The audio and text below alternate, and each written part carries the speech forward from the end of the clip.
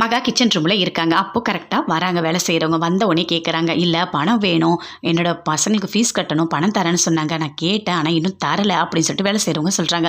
சரி இருங்கக்கா, வெயிட் பண்ணுங்கள் கொஞ்ச நேரம் அப்படின்னு சொல்லிட்டு உள்ளே போகிறாங்க. உள்ளே போயிட்டு மகா பணத்தை கொண்டு வந்து கொடுக்குறாங்க. அந்த பணத்தை வாங்கிட்டாங்க. வேலை செய்கிறவங்க வாங்கிட்டு ரொம்ப சந்தோஷப்படுறாங்க. ரொம்ப நன்றிமா அப்படின்னு சொல்லிட்டு அங்கேருந்து கிளம்புறாங்க. இது எல்லாத்தையுமே சித்ராதேவி பார்த்துட்ருக்காங்க.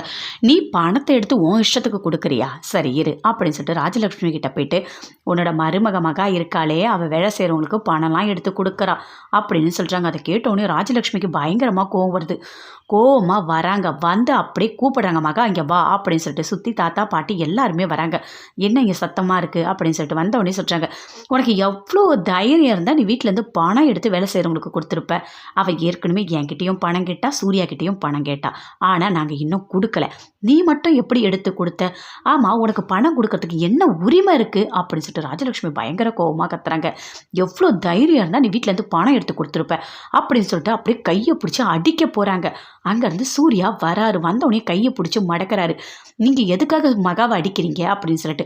ஆமாம், பணத்தை எடுத்து கொடுத்துருக்கா அப்படின்னு சொல்லிட்டு ராஜலட்சுமி சொல்கிறாங்க.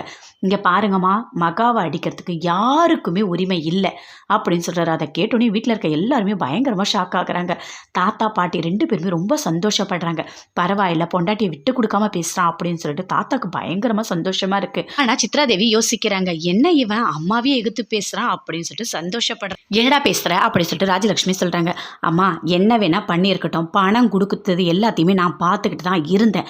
எனக்கு தெரிஞ்சு தான் மகா பணத்தை எடுத்து கொடுத்தாங்க அப்படின்னு சொல்கிறாரு. அதை கேட்டவுடனே ராஜலட்சுமி சொல்கிறாங்க, இல்லை உன்கிட்ட கேட்காம தான் பணம் கொடுத்தா அப்படின்னு சொல்லிட்டு சொல்கிறாங்க. இல்லைம்மா, எனக்கு எல்லாமே தெரியும், என்ன தப்பு பண்ணாலும் கையெல்லாம் ஓங்கக்கூடாது அப்படின்னு சொல்லிட்டு சூர்யா சொல்கிறாரு. அதை கேட்டவுடனே ராஜலட்சுமிக்கு பயங்கரமாக கோவம் வருது.